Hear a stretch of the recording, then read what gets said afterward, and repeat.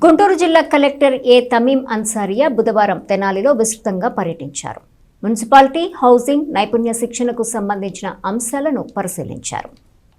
పూలే కాలనీలో ఇటీవల ప్రారంభించిన మురుగునీటి శుద్ధి కేంద్రం పట్టణంలోంచి వస్తున్న 10 MLD మురుగునీటిని శుద్ధి చేస్తున్నట్టు జిల్లా కలెక్టర్ ఏ తమీం అన్సారియా చెప్పారు. మరో 7 MLD మురుగునీటి శుద్ధి ఆవశ్యకత ఉందన్నారు. జిల్లా కలెక్టర్ బుధవారం పట్టణంలో విస్తృతంగా పర్యటించారు. మురుగునీటి శుద్ధి ప్లాంటు, టిడ్కో ఇళ్లను, బుర్రిపాలెం రోడ్లోని డంపింగ్ యార్డ్ను, అర్బన్ హౌసింగ్ లేఅవుట్ను, ఘన వ్యర్థాల నిర్వహణ కేంద్రాన్ని సందర్శించారు. నైపుణ్యాభివృద్ధి కేంద్రాన్ని పరిశీలించారు. పనులు జరుగుతున్న చోట త్వరితగతిన పూర్తి చేయాలని ఆదేశించారు. టిడ్కో గృహాలను త్వరగా పూర్తి చేసి లబ్ధిదారులకు అందించాలని చెబుతూ ప్రభుత్వం ఇందుకు అత్యంత ప్రాధాన్యత ఇస్తోందని చెప్పారు. ఇక్కడ టిడ్కో నిర్మాణ నాణ్యతను పరిశీలించామని అన్నారు. బుర్రిపాలెంలోని అర్బన్ హౌసింగ్ లేఅవుట్లో 2880 గృహాలు నిర్మించాల్సి ఉందని చెప్పారు. వాటిని త్వరగా పూర్తి చేసేలా లబ్ధిదారులకు సరైన అవగాహన కల్పించాలని అధికారులను ఆదేశించారు.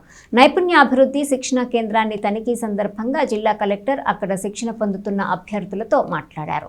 చక్కటి నైపుణ్యం సంపాదించాలని, తద్వారా అవకాశాలను అందిపుచ్చుకొని ఉన్నత శిఖరాలను అధిరోహించవచ్చని సూచించారు.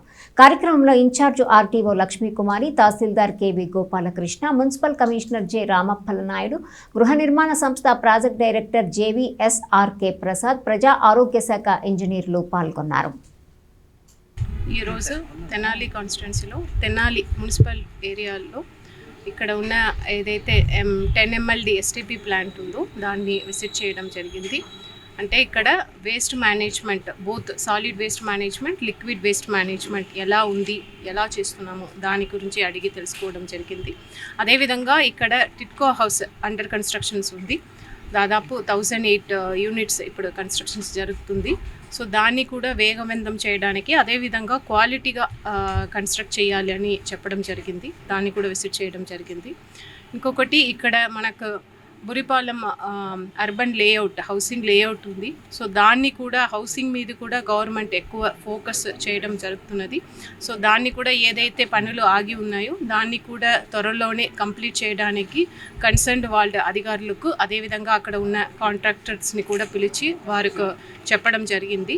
ఇప్పుడు ఇక్కడ తెనాలి కాన్స్టిట్యున్సీ సంబంధించిన ఇష్యూస్ని ఏదైతే మన గౌరవ మంత్రివర్యులు లిస్ట్ అవుట్ చేసి ఉన్నారో అలాంటి ఇష్యూస్ని ఇక్కడ ఉన్న అధికారులతో, ఈ కాన్స్టిట్యున్సీ సంబంధించిన అధికారులతో, అదేవిధంగా constituency vision action plan unit members ఎవరైతే ఉన్నారో వారందరినీ కూడా పిలిచి ఇప్పుడు ఇక్కడ మీటింగ్ పెట్టడం జరుగుతుంది.